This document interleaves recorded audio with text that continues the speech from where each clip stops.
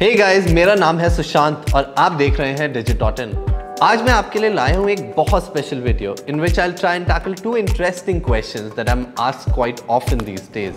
पहला, which is the best Qualcomm Snapdragon 8 Plus Gen 1 phone to buy in India right now? And second, does it even make sense to buy a Snapdragon 8 Plus Gen 1 phone at the moment? Or should you just buy something with the Qualcomm Snapdragon 8 Gen 1 chip instead? But before we get to that, let me just remind you guys to subscribe to our channel and not forget to hit the bell icon if you want to be notified the moment we drop a new video on our channel. With that out of the way, let's get to the fun stuff. So what's the Snapdragon 8 Plus Gen 1 all about? So at the time of shooting this video, India में अभी सिर्फ दो Snapdragon 8 Plus Gen 1 phones available हैं। एक है ये OnePlus 10T और दूसरा iQOO का 9T। ये दोनों फोन काफी ज्यादा पावरफुल हैं and are primarily performance-centric devices.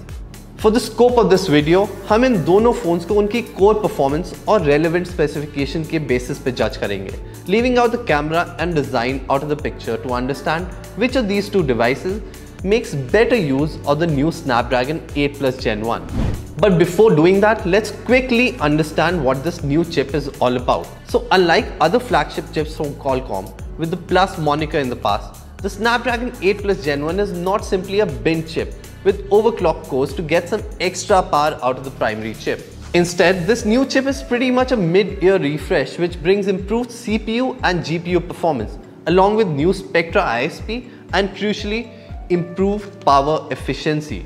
So according to the numbers shared by Qualcomm, the Snapdragon 8 Plus Gen 1 brings not only 10% uptick in both CPU and GPU performance, but what the most important thing is that it promises to allow 30% improved power efficiency over the Snapdragon 8 Gen 1. This is a big deal because this uptick in performance efficiency should ideally translate to decreased heat generation and as a result lower concerns with the chip eventually throttling, which quite honestly are two main issues plaguing the Snapdragon 8 Gen 1. While the reasons behind this improved power efficiency is not of any consequence to this video, it's still interesting to understand how this is most likely because of the manufacturing of this new chipset being moved to TSMC's 4nm fab process instead of the same size fab from Samsung.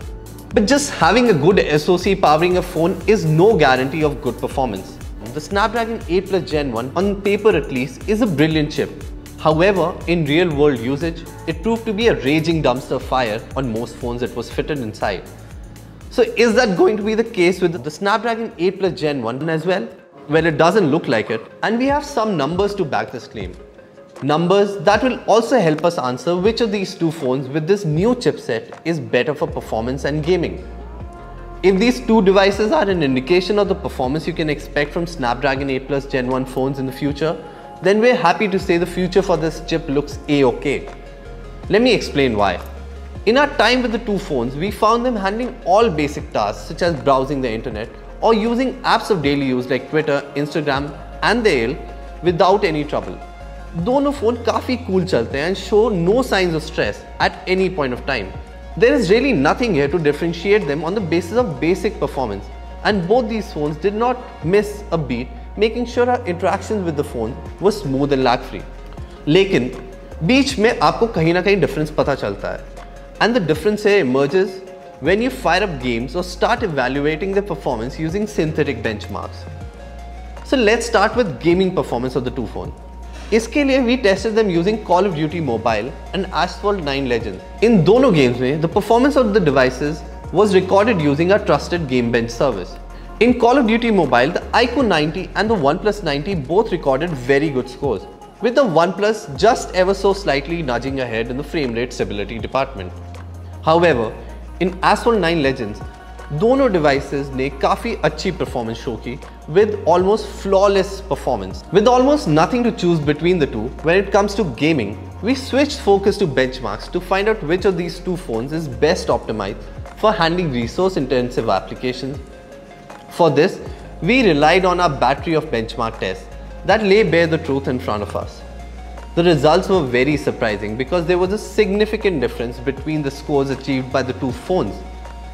Despite being powered by the same chipset, for example, in AnTuTu, The OnePlus 10T clocked a score about 20% lower than seen on the iQOO 90.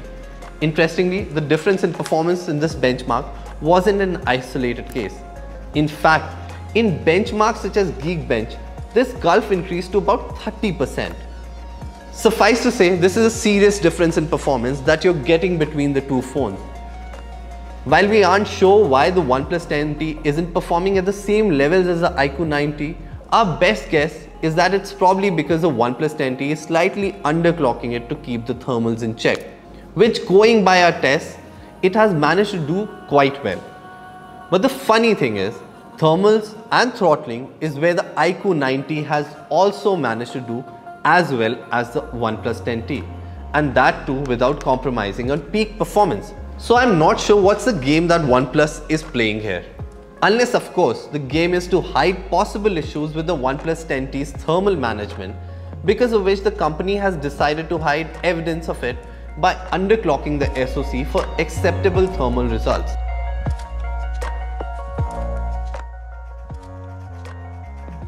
तो अब मैं answer करूंगा सबसे important question. Which of these two phones is worth your money if you're looking to buy a new Snapdragon 8 Plus Gen 1 phone for gaming and running resource-intensive applications? For me, our money goes here to the iQOO 90. It runs almost as cool as the OnePlus 90, throttles as little, and also games as well as the OnePlus 10T, but still manages to give you significantly better performance in benchmarks, thereby suggesting it will be a much better device to hold on to in the next few years. लेकिन सबसे important question है, does it make sense to buy an iQOO 90 over an existing Snapdragon 8 Gen 1 phone if gaming and performance is your prime concern? In my opinion, yes it does. And this is simply because of the Snapdragon 8 Plus Gen 1, which according to what we've seen so far is not only a faster but also a much more stable and cooler chip than the Snapdragon 8 Gen 1. And with the documented troubles of the Snapdragon 8 Gen 1 on most phones, is it really a risk you want to take at the moment? But if you're not convinced, we'd suggest just waiting a while longer for most Snapdragon 8 Plus Gen 1 phones to drop and then make the decision to buy the device of your choice. We'll obviously be doing detailed reviews and comparisons of these devices when they start making their way to the market. So stay tuned to Digit.in and remember to like, share and subscribe to our channel for more such content and updates about the latest gadgets and smartphones. Thanks for watching.